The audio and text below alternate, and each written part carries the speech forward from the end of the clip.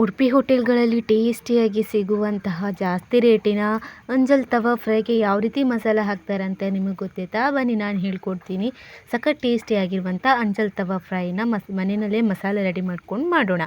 ಮೊದಲಿಗೆ ಮಿಕ್ಸಿ ಜಾರಿಗೆ ಒಂದು 20 ಬ್ಯಾಡಗೆ ಮೆಣಸು, 1 ಟೀ ಸ್ಪೂನ್ ಆಗುವಷ್ಟು ಪೆಪ್ಪರು, ಹಾಗೆಯೇ ಒಂದು 5-6 ಎಸಳು ಬೆಳ್ಳುಳ್ಳಿ, ಹಾಗೆ ಒಂದು ತುಂಡು ಶುಂಠಿ, ಹಾಗೆ ಒಂದು ಅರ್ಧ ಗಡ್ಡೆ ಬೆಳ್ಳುಳ್ಳಿ, ಹಾಗೆಯೇ ರುಚಿಗೆ ಬೇಕಾಗುವಷ್ಟು ಉಪ್ಪು, ಒಂದು ಅರ್ಧ ಹೋಳು ನಿಂಬೆಹಣ್ಣಿನ ಗಾತ್ರದಷ್ಟು ಹುಣಸೆ ಹಣ್ಣು, ಅದಾದಮೇಲೆ 1 ಟೀ ಸ್ಪೂನ್ ಆಗುವಷ್ಟು ರೆಡ್ ಚಿಲ್ಲಿ ಪೌಡರ್ನ ಹಾಕ್ಕೊಂಡು ನೀರು ಹಾಕ್ಬಿಟ್ಟು ಗ್ರೈಂಡ್ ಮಾಡ್ಕೊಬೇಕು.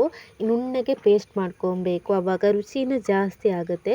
ಈ ಮಸಾಲದಲ್ಲಿ ಅರ್ಧ ಭಾಗದಷ್ಟು ಮೀನಿಗೆ ಹಚ್ಕೊಬೇಕು.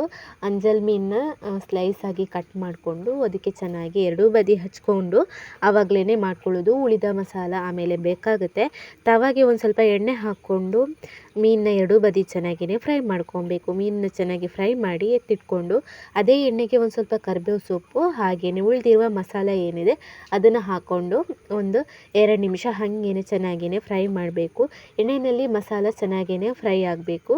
ಅದಾದಮೇಲೆ ನಾವು ಆವಾಗಲೇ ಮೀನೇನಿದೆ ಫ್ರೈ ಮಾಡಿಟ್ಕೊಂಡಿರೋದು ಅದನ್ನು ಇಟ್ಬಿಟ್ಟು ಮಸಾಲೆ ಜೊತೆ ಎರಡೂ ಬದಿ ಚೆನ್ನಾಗಿ ಫ್ರೈ ಮಾಡಿದರೆ ಉಡುಪಿ ಮಂಗಳೂರಿನಲ್ಲಿ ಹೋಟೆಲ್ಗಳಲ್ಲಿ ಜಾಸ್ತಿ ರೇಟಿಗೆ ಸಿಗುತ್ತಲ್ವ ಅಂಜಲ್ ತವಾ ಫ್ರೈ, ಅದನ್ನು ನಾವು ಮನೆಯಲ್ಲೇ ಮಾಡ್ದಂಗಾಯಿತು. ಟೇಸ್ಟಿಯಾಗೂ ಇರುತ್ತೆ, ಸೂಪರಾಗಿರುತ್ತೆ. ಮೀನಂತೂ ಫ್ರೆಶ್ ಇದ್ದರೆ ಇನ್ನೂ ರುಚಿಯಾಗಿರುತ್ತೆ.